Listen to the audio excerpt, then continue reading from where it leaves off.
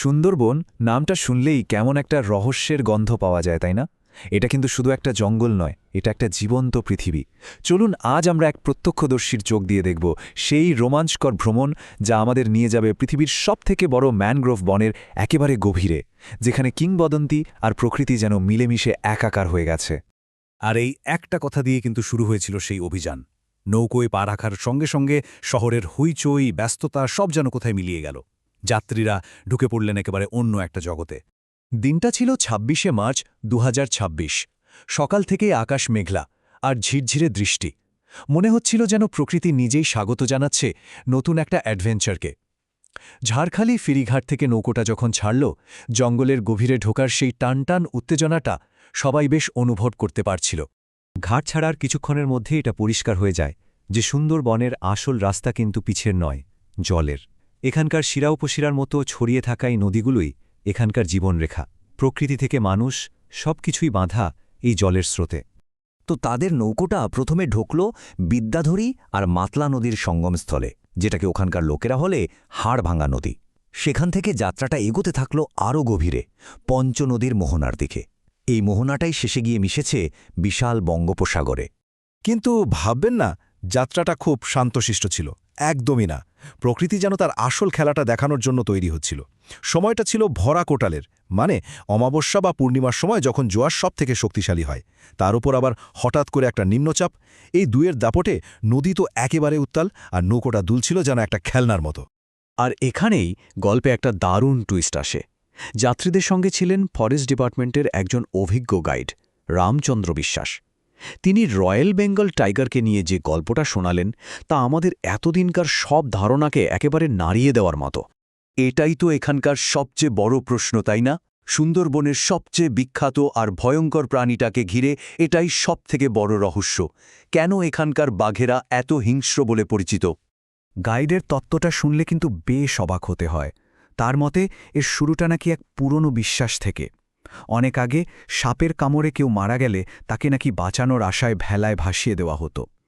সেই দেহগুলো ভেসে ভেসে জঙ্গলের কিনারে চলে আসত, আর বাঘেরা পেয়ে যেত একটা সহজ শিকার। বলা হয় এভাবেই নাকি তাদের মুখে মানুষের রক্তের স্বাদ লেগে যায়, আর মা বাঘিনীরাও তাদের বাচ্চাদের এটাই শেখাতে শুরু করে। কিন্তু জানেন, এই ভয়ঙ্কর শিকারীরও একটা অন্য রূপ আছে, একেবারে উল্টো।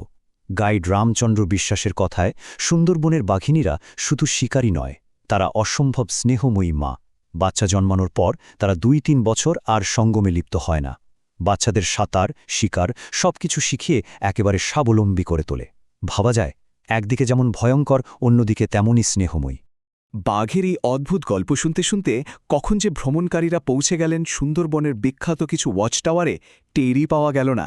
চলুন দেখি সেখানে তাদের জন্য কি সারপ্রাইজ অপেক্ষা করছিল। তো তাদের সফরের প্রথম স্টপ ছিল Sudhanyakhali watch tower. Wild life দেখার জন্য এটা কিন্তু বেশ জনপ্রিয় একটা জায়গা।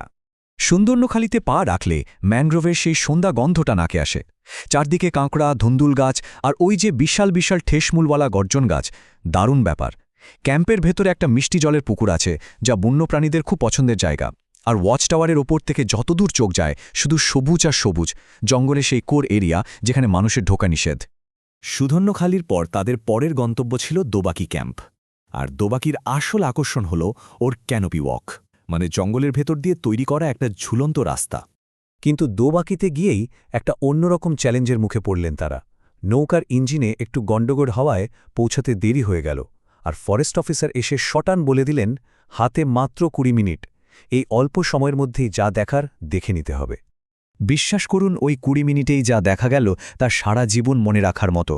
ঝুলন্ত পথটা দিয়ে হাঁটতে হাঁটতে হঠাৎ চোখে পড়ল একটা মায়া হরিণ, নিশ্চিন্তে বসে আছে। আর নিচে কাদা মাটির ওপর দিয়ে লাল কাঁকড়ার দল এমনভাবে হেঁটে যাচ্ছে যেন প্যারেড করছে। চারদিকে নেট দিয়ে ঘেরাই রাস্তাটা একদিকে যেমন সেফ, তেমনই মনে হয় যেন জঙ্গলের একেবারে বুকের ভেতর দিয়ে হেঁটে যাওয়া যাচ্ছে। তো এই অসাধারণ জার্নিটা যখন প্রায় শেষের দিকে, গাইড রামচন্দ্র বিশ্বাস শুধু কিছু সুন্দর স্মৃতিই দিলেন না, সাথে দিলেন কিছু দারুণ কাজের পরামর্শ। যারা সুন্দরবনের আসল সৌন্দর্যটা দেখতে চান, তাদের জন্য এই টিপসগুলো কিন্তু খুবই জরুরি। তাহলে সুন্দরবন যাওয়ার প্ল্যান করলে কি কি মাথায় রাখবেন? প্রথমত, বেস্ট টাইম হলো শীতকাল। আর দ্বিতীয়ত, তিথিটা কিন্তু খুব জরুরি, সপ্তমী থেকে একাদশী। কারণ এই সময় ভাটায় নদীর চরে জঙ্গলের বাসিন্দারা খাবারের খোঁজে বেরিয়ে আসে, ফলে তাদের দেখার সুযোগ অনেক বেড়ে যায়। আর হ্যাঁ, একজন ভালো গাইড কিন্তু আপনার পুরো ভ্রমণটাকেই অন্য মাত্রায় নিয়ে যেতে পারে। আর এই প্রশ্নটাতেই যেন সুন্দরবনের পুরো রহস্যটা লুকিয়ে আছে। এটা এমন একটা জায়গা যেখানে প্রকৃতি আর কিংবদন্তি মিলেমিশে একাকার। এর প্রত্যেকটা বাঁকে লুকিয়ে আছে নতুন কোনো গল্প, নতুন কোনো রহস্য।